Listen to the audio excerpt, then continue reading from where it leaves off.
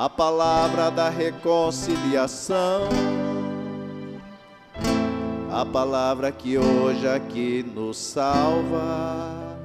Aleluia, aleluia, aleluia, aleluia, aleluia, aleluia. O Senhor esteja convosco. Ele está no meio de nós. Proclamação do Evangelho de Jesus Cristo segundo Lucas. Glória a vós, Senhor. Naquele tempo, Jesus contou esta parábola para alguns que confiavam na sua própria justiça e desprezavam os outros. 2 homens subiram ao templo para rezar. Um era fariseu, o outro cobrador de impostos. O fariseu de pé rezava assim em seu íntimo: ó Deus, eu te agradeço, porque não sou como os outros homens, ladrões, desonestos, adúlteros, nem como este cobrador de impostos.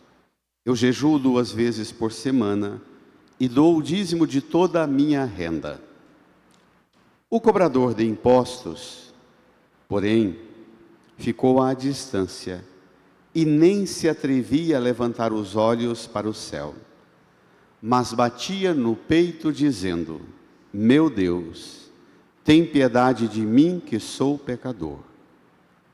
Eu vos digo, este último voltou para casa justificado, o outro não. Pois quem se eleva será humilhado, e quem se humilha será elevado. Palavra da salvação. Glória a vós, Senhor. Aleluia, aleluia, aleluia, aleluia, aleluia, aleluia.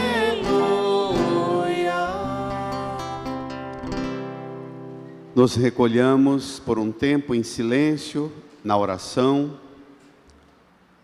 Abramos o nosso coração ao Senhor e peçamos ao Divino Espírito Santo que venha em nosso auxílio, nosso socorro, e nos faça compreender esta palavra e nos liberte, nos transforme pela força e pela luz dessa palavra hoje, agora.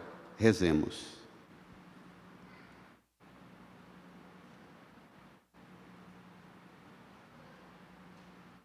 Amém. Irmãs e irmãos, caminhamos com Jesus já para o fim da leitura do Evangelho de Lucas, que mais 3 domingos, 4, nós encerramos a leitura deste Evangelho. Estamos, domingo passado e hoje, conduzidos por Jesus, que nos ajuda a aprofundar no tema do que é a oração na perspectiva de Deus. Uma coisa é como nós entendemos a oração. As culturas, os povos, as tradições religiosas, de todas as religiões, mas o que deveria ser e o que deve ser para o cristão, o discípulo e a discípula do Senhor, a oração? Que diferença tem para nós cristãos o conceito e a compreensão sobre o que é a oração para todas as outras formas de credos e crenças? A oração, segundo a perspectiva cristã, ela tem uma particularidade e um elemento de novidade que não se confunde com absolutamente nenhuma outra forma de credo. Vamos lá. No seu folheto número 11, Evangelho de Lucas, capítulo 18, versículos 9 ao 14. Domingo passado escutamos naquela mesma sequência a parábola do juiz injusto e da viúva.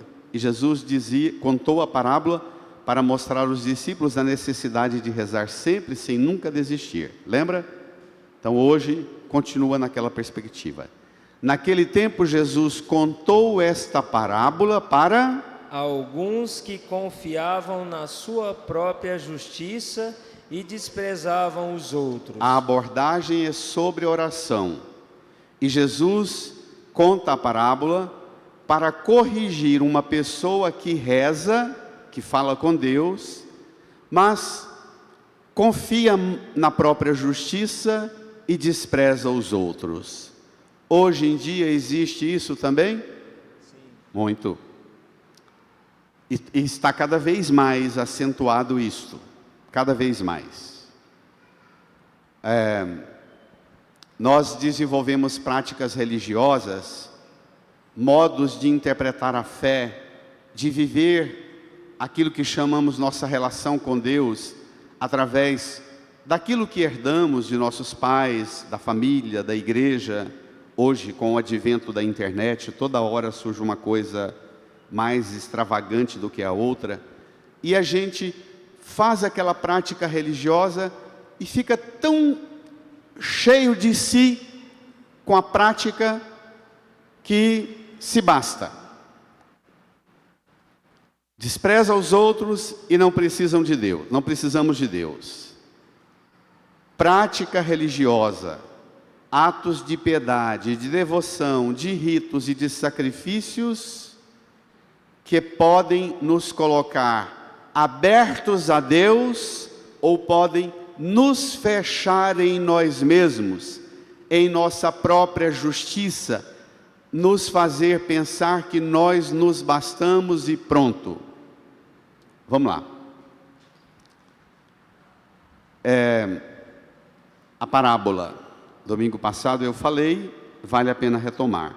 Parábola é uma técnica que Jesus usa no Evangelho, contando uma história cujos personagens que compõem a narrativa são os que ouvem a história. Nós, Jesus está falando de nós precisamos entrar na história, nós precisamos sentir a cutucada de Jesus. Isso é comigo, isso é sobre mim, isso é para mim. E a história consiste no seguinte, versículo 10. 2 homens subiram ao templo para rezar. Pronto.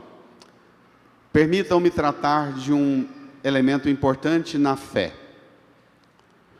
Do ponto de vista humano, do ponto de vista antropológico, social, cultural, o ser humano precisa de mediações. Nós temos sentimentos grandiosos que às vezes as palavras nos faltam.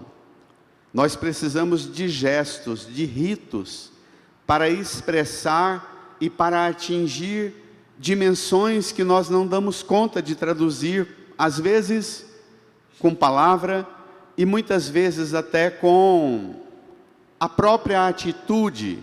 Nós precisamos de mediações, é o nome. Então, 2 homens subiram ao templo para rezar. 3 mediações: subir, o templo e a oração. É tudo mediação. A palavra é mediação, o templo é mediação, os ministérios, o sacerdote, as funções na igreja é mediação, o pão e o vinho é mediação, através deles o próprio Deus acessa-nos. Nós, em nossa condição humana, nós precisamos de mediações. Essas mediações, elas têm a finalidade de ajudar-nos a fazer travessias, a sair de nós mesmos, a ir para a realidade maior do que nós mesmos.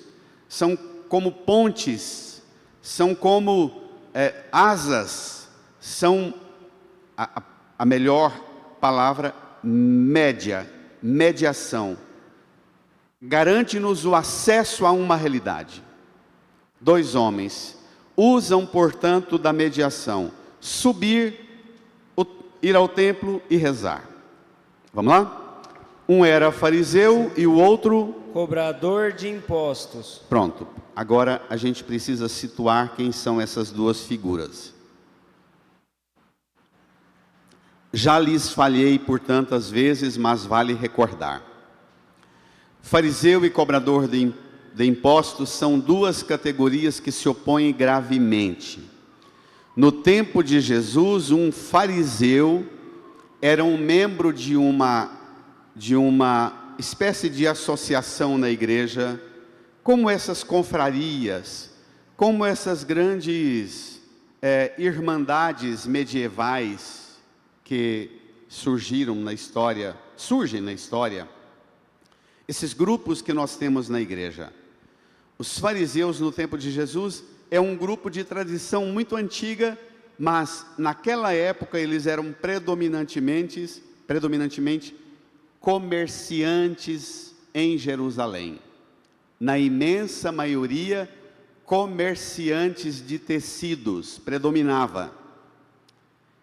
E cobrador de impostos. Você já logo percebe a provocação. Comerciante com cobrador de impostos, se entendem?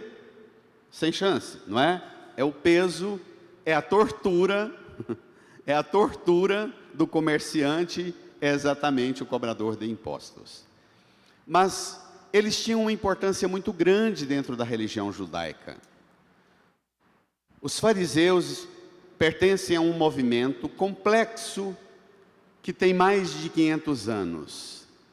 Em 587 a.C., a Babilônia invadiu Israel, saqueou o templo, destruiu o templo e levou para a Babilônia para enfeitar o palácio do rei, todos os elementos que ornava e que compunha a simbologia do templo. A arca da aliança, o incensário, as próprias tábuas da lei, os livros, os rolos da Sagrada Escritura do Antigo Testamento. Boa parte dos livros do Antigo Testamento em 587 já estavam prontos, e destrói o templo. Os judeus ficaram sem templo e sem a simbologia que tinha no templo. Os fariseus pertencem a um movimento que tentou salvar o judaísmo dessa atrocidade do Império Babilônico. Qual foi? Alcançar e conseguir cópias da Sagrada Escritura. Criaram um movimento, eram já em 587, boa parte comerciantes e produtores rurais, dos animais que eram comercializados no templo. Eles financiavam escribas que pegavam os manuscritos antigos e faziam cópias deles, e espalhavam por Israel, e onde tivesse um grupo de judeu morando, mandavam uma cópia dos livros do Antigo Testamento, financiavam a construção da sinagoga, onde se guardava o livro, e todo sábado de manhã a comunidade judaica reunia para ler a palavra, rezar, meditar a palavra e ser ensinada pelos rabinos. Esse movimento de 587 anos antes de Cristo, chegando ao tempo de Jesus, já tinha sofrido muitas variações. O que é importante é que no tempo de Jesus, este grupo era tão importante, tão bem articulado, que formava um partido político, que se opunha gravemente a Herodes e à invasão do Império Romano. O cobrador de impostos representa exatamente o Império Romano e a dominação do Império. É pagão, é impuro, e vai ao templo. Isso era uma ofensa. Um fariseu escutando uma história dessas, para ele era já assim de arrepiar, de gastura de imaginar um cobrador de impostos entrando no templo para rezar. Isso era uma ofensa para ouvir. Ainda sobre o fariseu. No tempo de Jesus, para fazer parte do grupo dos fariseus, precisava ser homem, são e puro. Quer dizer, sem nenhuma mistura de raça, tinha que ser filho de pai e mãe hebreus, Não podia ter nenhuma cicatriz, nenhuma marca, nenhuma mancha no corpo, nada, nenhuma deficiência física, nada. E um dos testes, tinha, lógico, que ter saúde e ser próspero, porque eram sinais que interpretavam como bênção de Deus. O fariseu, para ser admitido como membro da irmandade ou daquela corporação dos fariseus, ele era submetido a uma escola bíblica. E ele deveria aprender a Bíblia de cor. Eles criaram uma técnica maravilhosa. Quando a gente fala fariseu hoje, parece sempre uma expressão pejorativa. No tempo de Jesus não era necessariamente pejorativo, não. Eles tinham muitas coisas boas, importantes. Mas eles criaram uma técnica, pegaram o Antigo Testamento e elaboraram uma série de resumo do Antigo Testamento. O Antigo Testamento, tudo o que ele ensina se resume em 613 leis. E um fariseu, para fazer parte da irmandade, tinha que saber de cor, memorizado. Para facilitar a memorização, tinha muitas técnicas. Uma delas era distribuir os 613 mandamentos ou versículos em áreas, por categorias. Os mandamentos que falam sobre família, sobre casamento, sobre o trabalho, sobre como lidar com os bens, como lidar com os pagãos, como praticar a oração, como praticar a religião dentro de casa, assim por diante.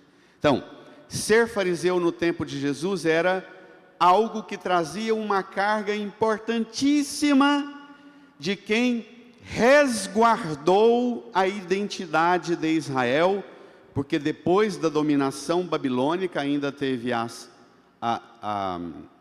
dominação persa, a dominação grega e a dominação do Império Romano. Pronto. Em síntese, os fariseus eram o protótipo, o modelo do judeu autêntico, do judeu piedoso. O judeu fariseu subiu ao templo com o cobrador de impostos para rezar. Vamos lá? Agora vem o desfecho da história. Versículo 11. A conversa aqui é: como é que você reza? Como é que nós rezamos? Como é que nós deixamos aquilo que nós somos, as influências que temos, dominar nosso modo de relacionar com Deus? Essa é a questão. Vamos lá? O fariseu, de pé, rezava assim em seu íntimo. Brada a igreja: ó Deus, eu te agradeço porque não sou como os outros homens, ladrões, desonestos, adúlteros, nem como este cobrador de impostos.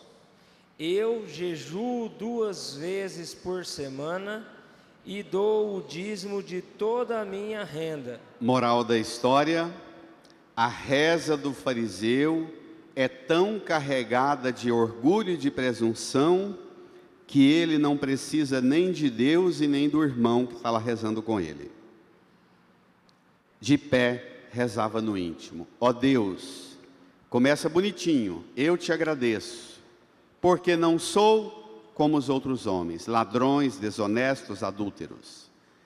Deus não é o centro, Ele é o centro. O próximo não é um igual a mim, é um porque não sou nem como este cobrador de impostos.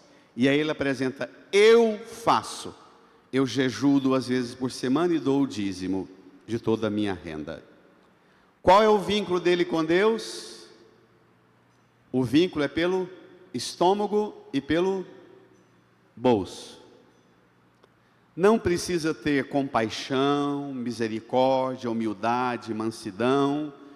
O estômago e o bolso é que regula. Deixei de tomar uma refeição para oferecer minha fome para Deus, mas Deus é que é um devedor para comigo, e não eu para com Deus, uma gratidão para com Deus. O fariseu carrega com ele certezas de suas práticas e em nada ele espera de Deus, senão que Deus lhe preste atenção e lhe faça e lhe retribua o que ele já tem créditos acumulados de séculos. Ele não precisa da graça de Deus, porque não tem graça. Deus tem uma dívida com ele. E tem gente que reza assim. Tem gente que acha que porque fez sacrifícios, porque sofreu, porque eu fui fiel nesse casamento, porque dediquei minha vida para esses filhos, porque ajudei muito nessa igreja. Não, Deus é que me deve. Eu tenho créditos.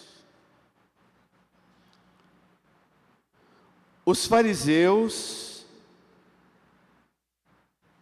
se tornaram fiscais dos outros.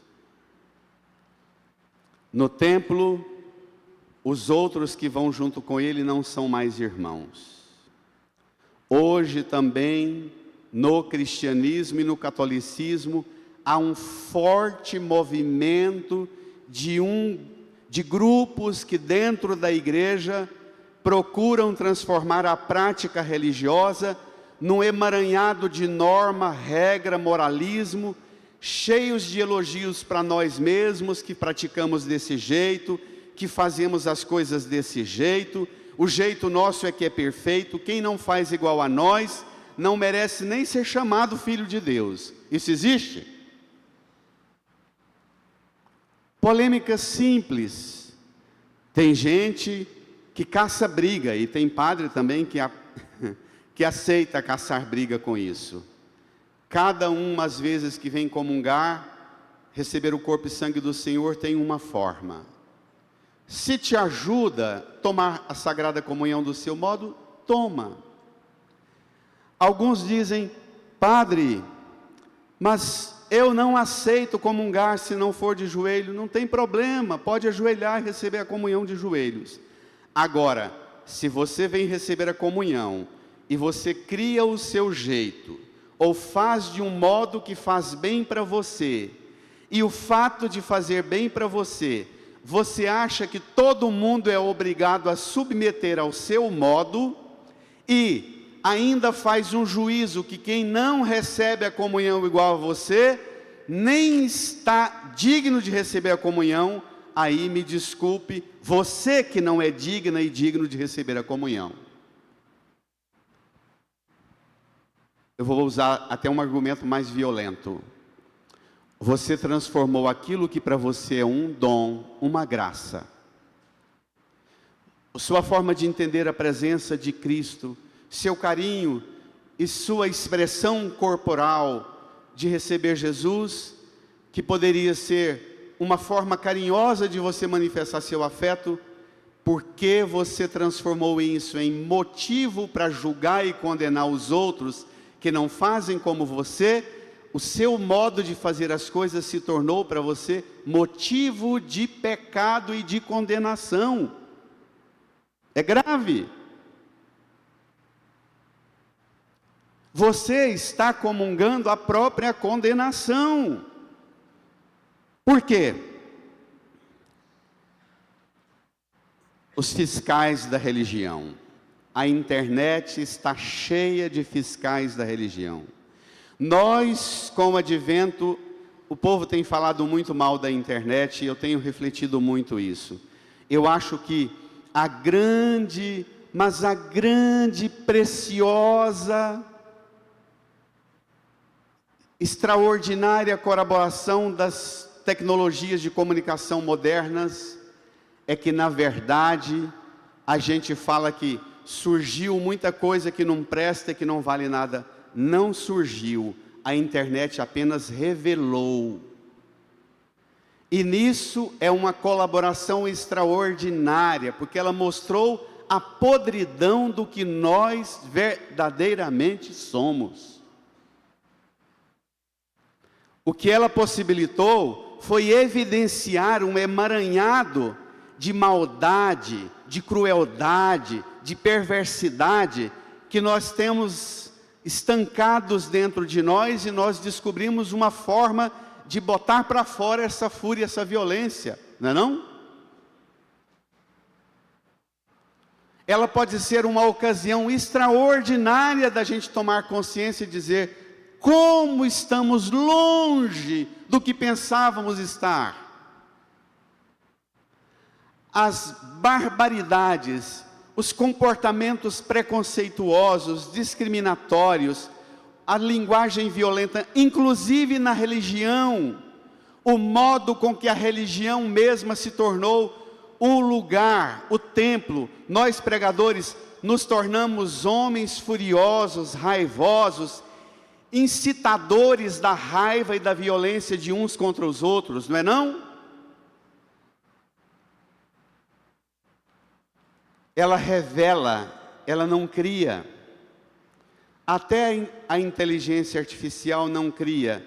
Você vai lá, ela só evidencia o que já está armazenado. Por isso, alguns estudiosos nem gostam de chamá-la de inteligência, não é? Vamos ao desfecho, porque o que vem agora é dramático.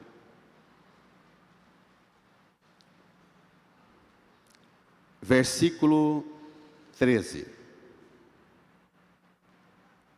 O cobrador de impostos, porém, leamos, ficou à distância, e nem se atrevia a levantar os olhos para o céu. Vai, igreja. Mas batia no peito, dizendo: Vamos dizer juntos, com vigor: meu Deus, tende piedade de mim, que sou pecador.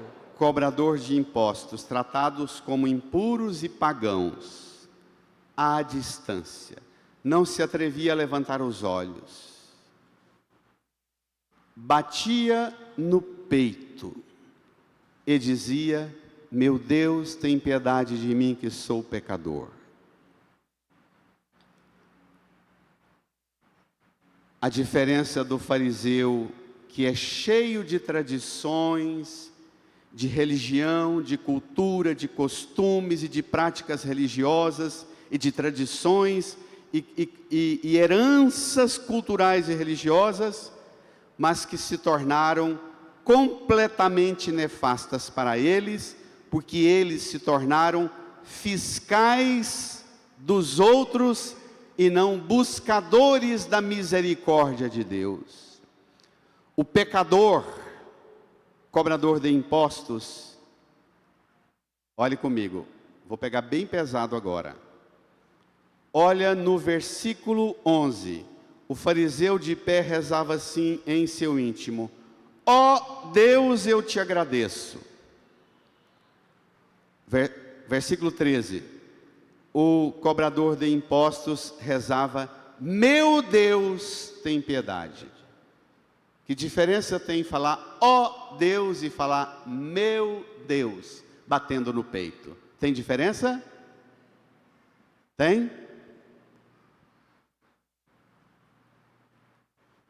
Quer dizer, ele tem uma coisa que o fariseu nunca vai ter. Ele tem intimidade com Deus. Por quê? Porque o fato de ser pecador não o faz se fechar para Deus, o faz tomar consciência de que ele necessita de Deus. Uma verdade tão cruel: eu sou pecador. Uma confissão tão dura sobre si mesmo: eu sou pecador. Mas uma confissão que é de tão sincera e tão honesta, que não é uma religião para maquiar comportamento, para esconder perversidades, mas é uma religião para limpar e evidenciar a verdade do que cada um de nós somos e nos colocar na verdade do que somos diante de Deus.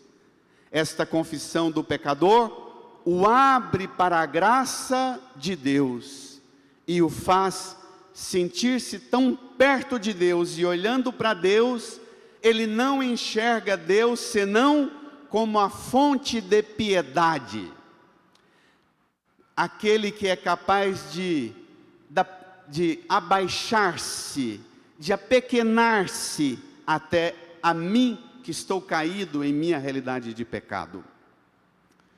Não é à toa que Jesus fala para os fariseus no Evangelho de Mateus que as prostitutas e os cobradores de impostos vão entrar antes de vocês no reino de Deus. É cruel, né?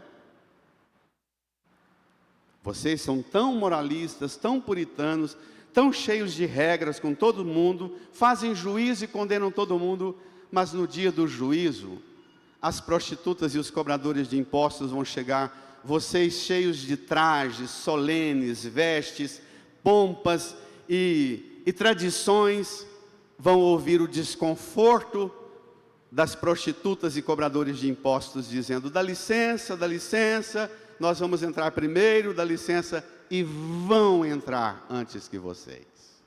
Isso é maravilhoso.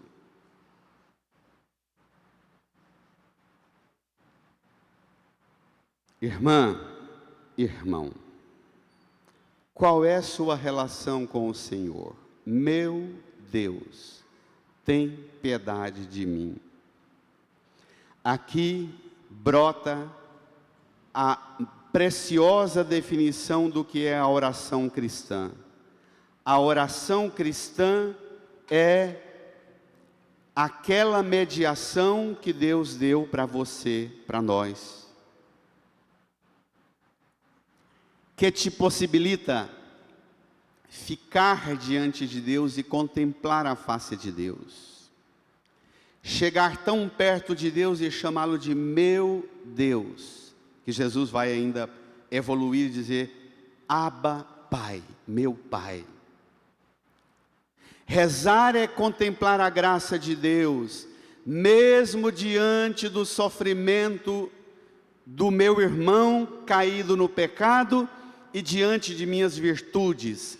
Rezar é não parar nas minhas virtudes e nem na miséria do outro, mas rezar é atravessar para a realidade mais profunda de acessar a face de Deus, e não as coisas de Deus, mas a própria presença de Deus. Isso é que é rezar. Vai, reage.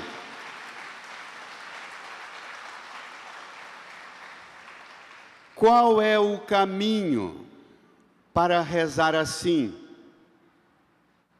Versículo 14 do Evangelho, vamos lá. Qual é o caminho?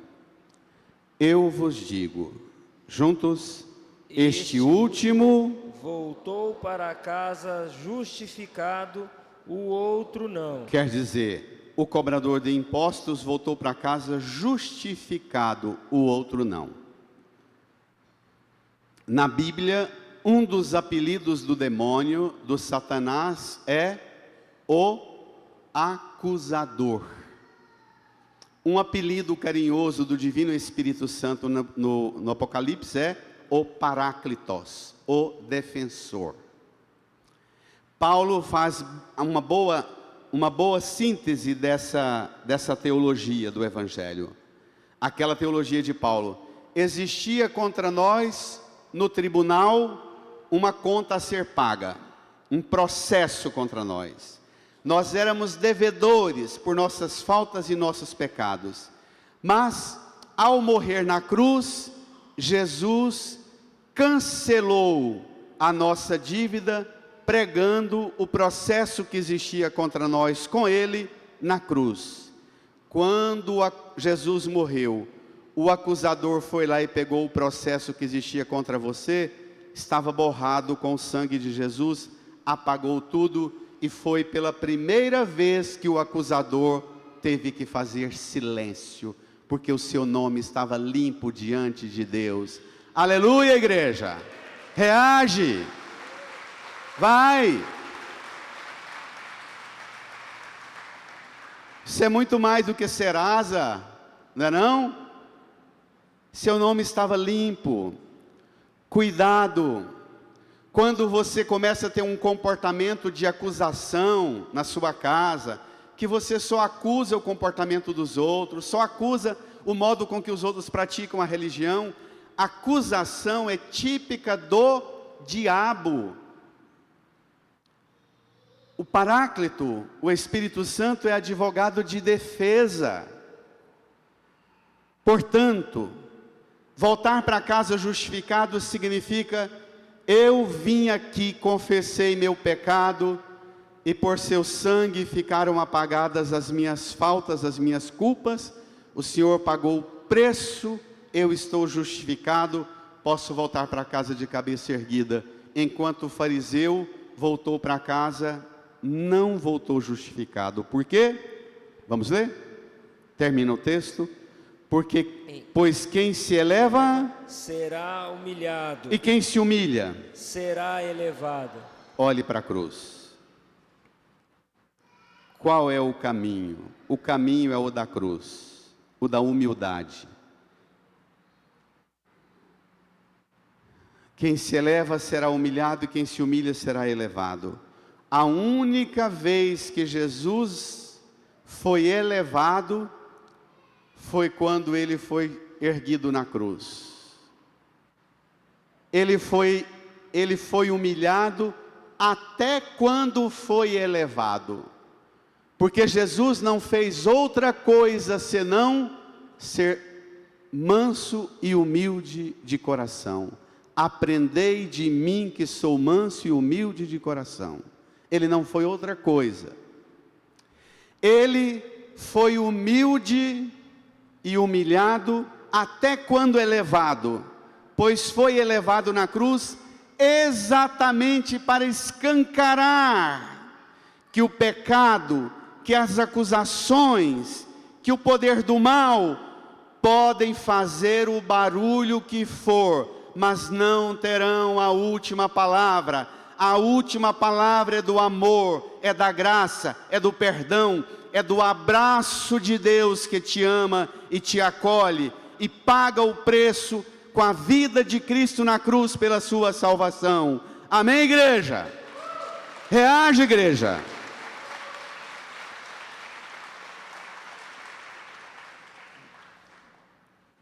Na primeira leitura fala que a oração da viúva, do órfão e do pobre atravessa as nuvens. A prece do humilde atravessa as nuvens. Você, quando você reza, sua prece atravessa as nuvens por causa da sua humildade, ou precisa começar a pedir ao Senhor hoje a graça da humildade? A graça de libertar você da presunção de ser juiz que condena os outros e falar com Deus como se Deus não fosse Deus, mas um devedor da sua boa prática religiosa. Incline a sua cabeça, põe a mão no seu coração e humildemente desça com Jesus ao profundo, ao abismo mais profundo daquilo que você vive e enfrenta. E deixe Jesus limpar você de seus pecados, de tudo que tira de você a graça de ser filha e filho de Deus. E reze com a mão no peito, como o cobrador de impostos, repetindo 3 vezes, e depois você continue a sua oração do seu modo. Meu Deus, tem piedade de mim, que sou pecador. Meu Deus, tem piedade de mim, que sou pecador. Meu Deus, tem piedade de mim, que sou pecador. E vá rezando, continue. Conheço um coração tão manso, humilde e sereno, que louva o Pai por revelar seu nome aos pequenos, que tem o dom de amar e sabe perdoar, que deu a vida salvar.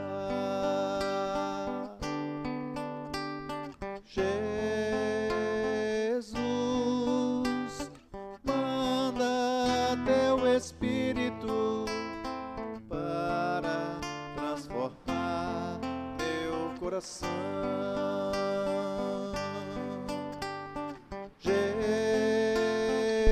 Jesus, manda teu Espírito para Fiquemos de pé. transformar meu coração. Estenda as suas mãos aqui para a cruz de Jesus e reze comigo. Senhor Jesus, eu creio nesta palavra Eu creio nesta palavra e acolho e apoio a força a força desta palavra desta palavra para a minha conversão. para minha conversão. Corrige-me, Senhor. Corrige-me, Senhor. Converte-me, Senhor, Converte-me, Senhor, em tudo que eu preciso. em tudo que eu preciso. Renovar o meu modo Renová-lo de falar com Deus, de falar com Deus, de praticar minha vida de oração de praticar minha vida e de oração, cuidar da minha e amizade cuidar da minha amizade para com Deus para com Deus e do meu respeito e no meu respeito para com o meu próximo, para com o meu próximo, principalmente aquele principalmente que aquele vive em situação que vive em situação tão diferente de mim. tão diferente de mim. Jesus, Jesus, corrige-me, corrige, converte-me converte e renova em mim e renova em a mim graça a graça para que eu volte para casa para que eu volte para casa justificado justificado pelo poder pelo poder da sua palavra, da sua palavra, do seu sangue do seu sangue que lava que lava e purifica e purifica cada um de nós de todo o pecado. de todo o pecado. Põe a mão no seu coração, incline a sua cabeça e peça perdão ao Senhor. Peça para Ele lavar e limpar você, para que você volte para casa de verdade, purificado, para inaugurar uma semana nova, um ritmo novo na sua família, no seu trabalho, na escola, no mundo. Fale para Ele firmar você de um modo novo na relação com Deus e na relação com o seu próximo. Obrigado, Jesus, por agir em nós e nos dar a graça de voltar para casa justificados pelo poder do seu amor. Amém, Jesus. Amém. Amém. Amém. Não tem como falar com Deus se não há respeito e amor para com o irmão. Dirija quem está do seu lado e deseja a paz de Jesus. Saudai-vos.